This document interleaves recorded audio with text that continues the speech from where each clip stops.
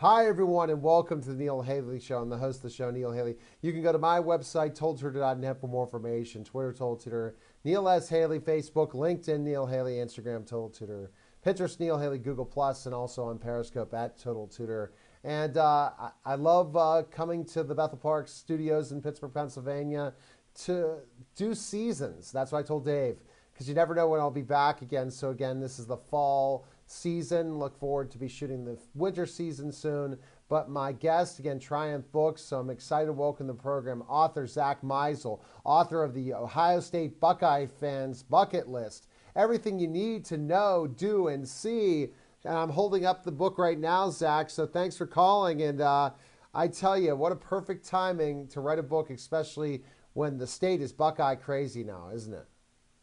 Yeah, it's always Buckeye crazy, but it's certainly had another level when you're coming off a championship season. You've got Urban Meyer, who just seems to churn out victories in his sleep, and the Buckeyes are trying to do something that they have never done, and that's win back-to-back titles. Right, and if you go back in history, Ohio State had that opportunity again, and guess who ruined their time back in the day? It was Michigan, right? I think so, when they had a chance to go back-to-back, and Michigan was that spoiler. If I was right history-wise, I don't know for sure. Right, and that's there's a large section about Ohio State-Michigan rivalry in the book, and especially about the 10-year war between Ohio State and Michigan, and that was Woody Hayes and Bo Schembechler. And Ohio State won it in '68, thought they were going to win it in '69, and Michigan came in, and that didn't happen. Woody Hayes never forgot that. Even to his deathbed, he was still mad at Bo Schembechler for beating him in '69 because the Buckeyes were dominant and defeating everybody by 30 or 40 points. Wow. And so Bo came, and Bo was also involved with Ohio State in some way. So that was really a hurtful thing for Woody, right? To see Bo go to Michigan. Bo was Woody's assistant for a while at Ohio State, and then took the Miami job, and then went and took the Michigan job. And yeah, it was they were friends, and in the book there are stories Bo tells about just having to deal with Woody on a daily basis when they worked together, and just having to temper Woody's anger all the time. And so Woody was never angrier than when his Ohio State team lost to Michigan, and in Bo's first year as head coach in 1969. And that's interesting when you talk about putting Michigan in this book, because I don't know how many Michigan fans are going to go and pick up an Ohio State book, but to know the rivalries in there, they might want to know, right? They might want to see specifically, especially history, as I'm bringing history now, what could happen if Michigan shocks Ohio State and ruins their national title hopes, you know? Yeah, both schools, the history of the football programs are so intertwined, and you really can't talk about Ohio State football without talking about Michigan, and right. Vice versa. So this year will be interesting too. I think a lot of people are hoping that Jim Harbaugh being in Michigan and Urban Meyer being at Ohio State will spark a new 10-year war of sorts, and it'll kind of mirror the Woody and Bo rivalry. And it'll be interesting. I mean, Michigan certainly looks better this year, so I think a lot of Ohio State fans, maybe some of them won't admit it, but they want Michigan to be good so that game means more. And I think Michigan fans say the same thing about Ohio State. And if somehow Michigan's punter wouldn't drop that football, maybe we would be talking about a huge game coming up, meaning that loss really blew Michigan away, didn't it? Because to think that Michigan's about to beat Michigan State, they probably run the table to Ohio State, and what a matchup that would be. It's still going to be a great matchup, but it would have been more for playoff rankings and playing in the NCAA Final Four if it would have been Ohio State undefeated, Michigan with one loss, right? Yeah, and Michigan's one loss was to Utah, so I think, and it was the season opener, and I think a lot of people were saying, oh, well, here's the same old Michigan losing their season opener to Utah. And they ended up that Utah was pretty good. Yeah, Utah's pretty good.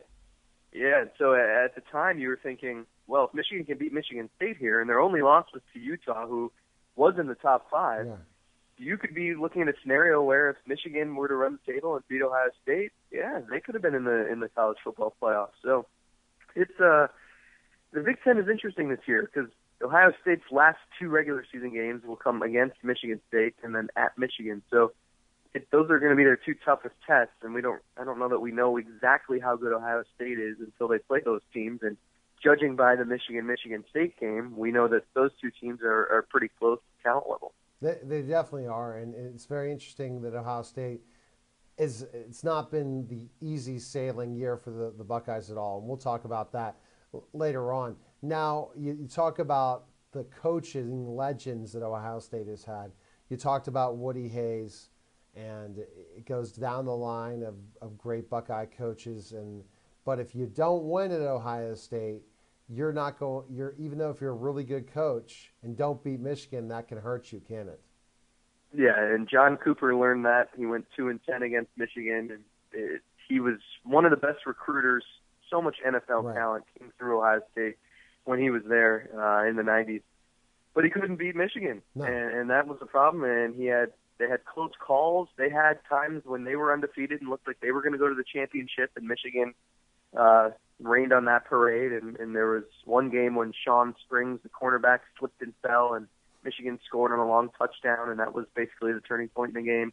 Then the next year they were favored and they lost again. So it ended up becoming just too much of the same, and Cooper was let go, and that's when Jim Tressel was brought in. So, and Tressel had an immaculate record against Michigan. So that it does play a factor, and it might seem silly. It's just one team and one game every year, but if you don't beat Michigan, you're not going to be around long as Ohio State head coach. This book could have been very thick, couldn't it, Zach? Not just this, there's a lot of information in here as you're flipping through and different things, Heisman winners, and that's something to talk about that's interesting. But I like always looking at things and see, the number of Heisman winners with the Ohio State Buckeyes. And one that I always think about is Archie Griffin, winning two Heisman trophies. Just that time, the Ohio State Buckeye football with Archie was huge, wasn't it? Yeah, he's the only two-time winner, and he has always claimed that there will be another two-time winner at some point, and that he tries to downplay it and be humble, but it's quite an accomplishment. And his story is pretty remarkable because he was the fifth-string running back one day, and he was practicing really well in this particular week, and he was a freshman, and freshmen did not get on the field for Ohio State, especially under Woody Hayes. And so his position coach at the time said, you know what? He's having a really good week of practice. I think we should keep him in mind for our game this week. Right. And he ended up getting in the game for the first time. The problem was he ran onto the field without his helmet because he wasn't expecting to get in. So he had to rush back to the sideline, grab his helmet, go in the game, and I think he ended up rushing for some kind of record at Ohio State in his first game, and then from there it was smooth sailing, and he was one of the best players in program history. In 74-75, 1 year they won the national title in those 2 years, right, with Archie? Yeah, and they made the Rose Bowl every single year that he was there. So there were so many peaks to Woody Hayes' tenure at Ohio State, and they were just so good for so long, and that was, with Archie Griffin, that was one of the top. And a big fan of mine's Eddie George, and he won the Heisman Trophy with Ohio State. And I don't remember the teams that Eddie George played with Ohio State. Were they pretty good teams, the years with Eddie? Yes. Mm-hmm. Yeah, that was the John Cooper era. And, Ohio State was, again, near the top every single year, but they just could not get over the hump and beat Michigan. And that's the key. If you don't beat Michigan, you're not going to last, are you? Yeah, and Eddie George won the Heisman in 1995. He had the school record for rushing yards in a season, which Ezekiel Elliott came close to last year. And you look, the Buckeyes have had a lot of really good running backs, and for a long time, because Woody Hayes was known for three yards in a cloud of dust, and the Buckeyes never passed. Quarterbacks didn't matter; they just rushed the football. They won the battle of the line of scrimmage, and so they always had good running backs. And certainly with Urban Meyer, it's a little different now, but Eddie George kind of followed that same mold that Archie Griffin was in. And I noticed that you have different things like the history of the coaches in here, coaching stories in the chapters, and then if we keep going through the book, notable players, and there's tons of notable players with Ohio State, that's for sure. And then how'd you narrow all this down? Heisman winners, and then different awards and talking about Brutus the Buckeye. Are you an Ohio State fan? Is it, or is it more research that putting together this book? A lot of it was research and experience. I mean, I grew up in Cleveland. I watched the Buckeyes every Saturday. I remember sitting on the ground in front of my couch out of superstition while watching Ohio State beat Miami on January 3rd, 2003 for the national championship. But I covered the Buckeyes for 5 years. I was on the beat, and so I had a fascination with Woody Hayes. I wrote a lot about Woody Hayes during my time, so I had that experience to draw back upon. And just being around people, and when you cover Ohio State, you still see Earl Bruce almost every day. Yes. John Cooper's around sometimes. So all these people, once you're part of the program for a while, you kind of stay with it. So it's easy to get connected with certain people who stand out in the program history, and it's easy to find them and to talk about them because they have stuff that they love talking about because it's been such a successful program. And then even Earl Bruce's career, it's not highlighted how good of a coach he is because he couldn't beat Michigan a lot, right? Earl. It's similar to John Cooper, and all you need to know about Earl Bruce is that for his last game, they beat Michigan, and the players carried him off on their shoulders, and then the band played in Earl Bruce's front yard. I mean, it got leaked out that he was going to be fired after the Michigan game, and people were so upset about it that they gathered in his yard at his house, and the marching band came and played, and everyone was sad. So it was another great coach, and just because of the standard that guys like Woody Hayes set, it doesn't seem like he was that great, but he really was a good coach too. It's going to be kind of interesting if Penn State has this coaching carousel as well with Paterno, because again, will these coaches last at Penn State if they just are 8-3, 7-4? Because Paterno set such a high standard for Penn State football, and that's the same thing Woody Hayes. So Earl Bruce, if he was in any other program, I mean, the guy I got to interview him. He's a fabulous, phenomenal guy, and his coaching, people who are assistants under him have become phenomenal coaches. So he definitely is warranted as a very great coach.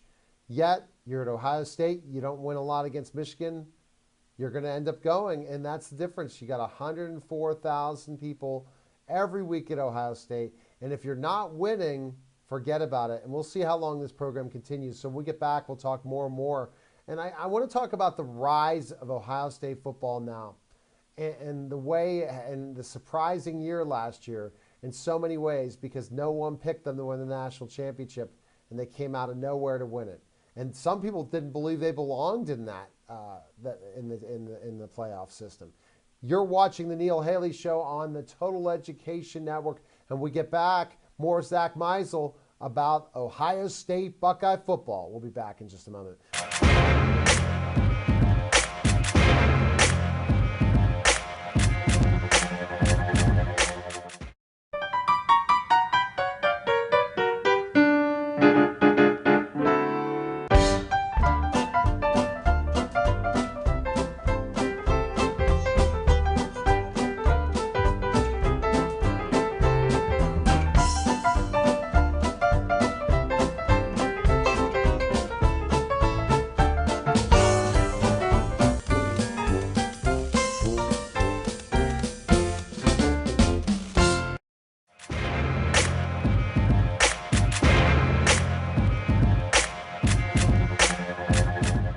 We're back to the Neil Haley Show on the Total Education Network. Again, TotalTutor.net, and for more information, Twitter, Total Tutor, Neil S. Haley, Facebook, LinkedIn, Neil Haley, Instagram, Total Tutor, Pinterest, Neil Haley, Google+, and all on Periscope at Total Tutor. And I'm with Zach Meisel, author of the Ohio State Buckeyes Fans Bucket List.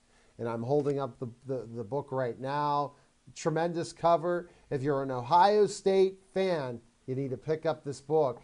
And as you were an Ohio State fan as well before you became a professional reporter and covered tons of different things, it's a different story. But looking back, when you watch the Ohio State Buckeyes, that's probably more special for you when you get to talk the athletes that played at that time and also the coaches that you grew up watching on TV compared to the people that you pretty much have access to all the time when you covered them, right? So there's a kind of special feeling about the teams when you were a kid watching, right? Oh, absolutely. And I remember watching when I was young, Jonathan Wells, running back, a big burly guy who ran all over Michigan. I want to say it was 98 or 99, and an upset victory in Ann Arbor. And I remember getting to interview Jonathan Wells about a tough loss against Michigan State in 1998 when Ohio State was #1 and they blew a big lead. And getting to talk to him before the Big Ten championship game in 2013 when Ohio State was undefeated, similar situation in playing Michigan State. And so it's like you said, I mean, getting to connect with these guys I grew up watching, it's pretty special, and it doesn't really sink in until after it's all over with. You're like, hey, I remember watching this guy a long time ago. I was sitting right down, I was doing some in-studio interviews, and Darrell Porter, who played for the University of Pittsburgh with Jerome Lane and Charles Smith and Pitt's legendary, I'm sitting right next to him interviewing him, and that was just so real because as a high school kid growing up, just living and dying Pitt basketball, that's what I was trying to bring up in that question. It's just like, wow. It's different, now, if let's just even say if Ben Roethlisberger was right next to me, I wouldn't have that feeling. But when it's a Pitt player, when I was a fan, there's nothing like when you're a fan, then when you kind of grow up, and some of us grow up, right, Zach, to not to the point of where we're children watching sports. And that innocence is so important in all the sports you've watched, right? When you meet those legends, you're like, holy cow. Now, were you surprised with Ohio State again? Urban Meyer, when he first came in, you were hesitant, right? They hire Urban Meyer. He left Florida when there was possibilities that he just was too intense to continue to coach college football. So once you heard he got the job at Ohio State, were you concerned about that when he first got hired? Mm-hmm. I was a little skeptical. I thought it was going to take some time. I did not think they were going to go 12-0 in his first year. Right. Braxton Miller in and out of the lineup. Kenny Guyton was playing some quarterback. I mean, he even admitted that they didn't have a ton of talent. He hadn't gotten to recruit yet. They basically had a lost year of recruiting because they were 6-7 and mired in all of these allegations and wrongdoing and whatnot. I thought it was going to take some time. And so even when they were 12-0, coming back in 2013, it was like, okay, well, they're going to play some tougher teams, and now you got a Big Ten championship game that you're eligible for. I mean, it's going to be tougher. I thought they'd be good, but they went to the Orange Bowl, and they lost to Clemson, but it was still a good season, 12-2. I mean, Urban Meyer's 46-3.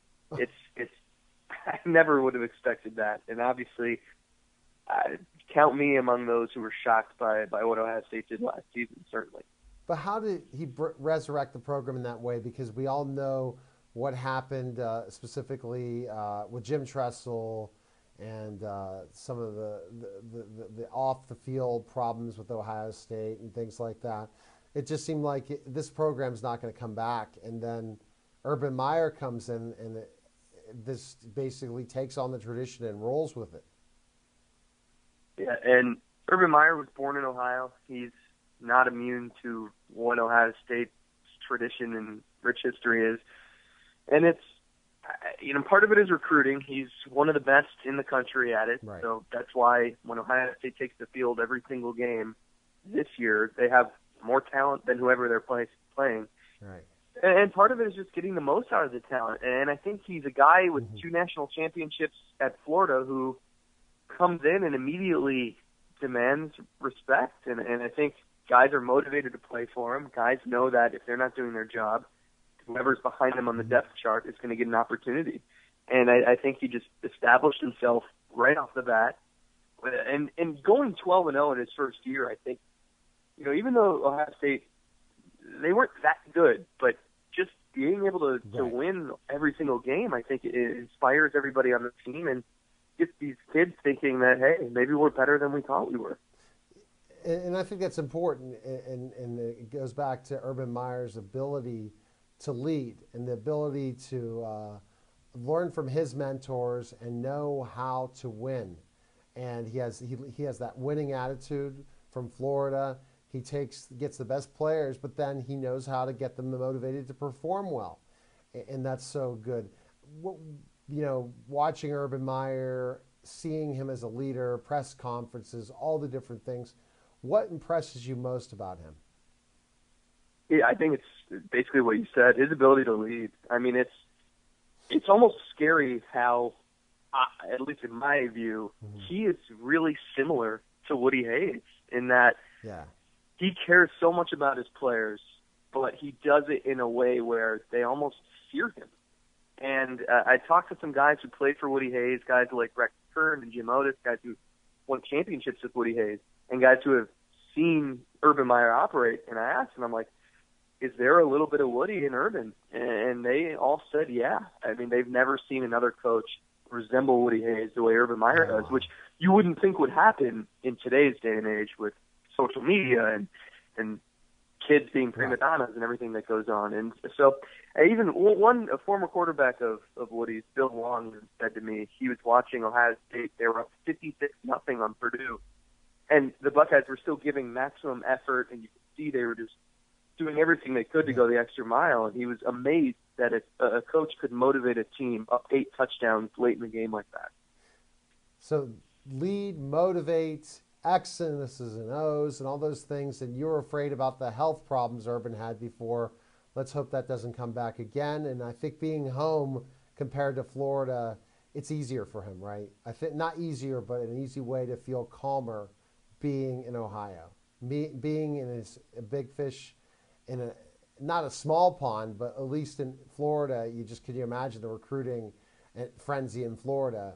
He can control the state and everything and really demand that respect. And I think that helps. And I guess if the players like him, that helps as well. But then he's a father figure in a way that he's not going to put up with their gruff, right?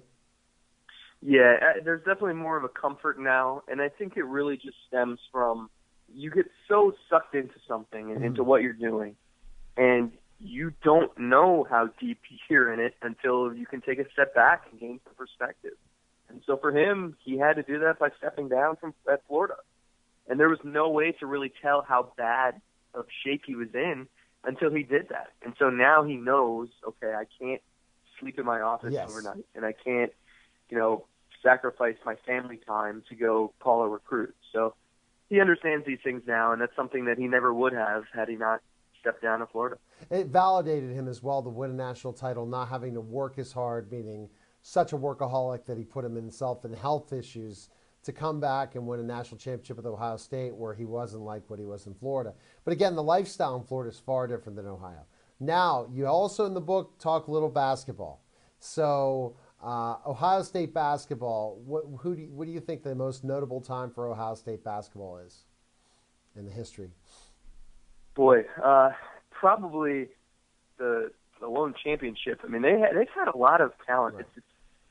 It's funny because it gets so overshadowed by football, and it's like football season now. It usually ends in January because they're playing in a major bowl game. But it's incredible just exactly how much great history and great players have come through there. I mean, we're talking Jerry Lucas, John Havlicek, and even guys like recently like Evan Turner who have come through, and he was the number 2 pick in the draft. So